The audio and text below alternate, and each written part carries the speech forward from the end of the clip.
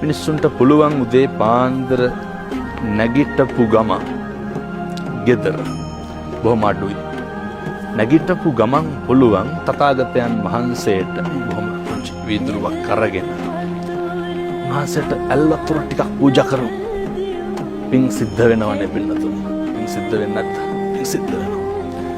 උදේ පාන්දර වතුර වීදුරු අරගෙන බුදුහාමුදුරුවන්ට පූජා කරලා අත් දෙක නළලට ගන්නකොට ඇතිවෙන හැඟීම මගේ බුදුහාමුදුරුවන්ට පැන් පූජා කරා.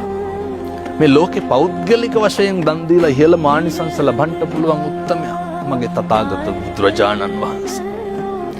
උදේ පාන්දර තථාගතයන් වහන්සේට පැන් ටික පූජා කරන ගෙදරක කලකෝලහල ඇති වෙන්න වෙලාවක් නැහැ.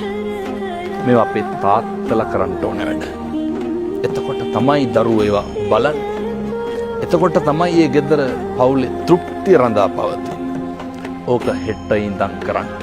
ඕක කරන්න පුළුවන්. ඕක බැරිකමද පින්නතුනි නොකරනකමද? ඔකට විනාඩියක්වත් යන්නේ නැහැ. හැබැයි ආනිසංසය බොහොම ඉහළයි.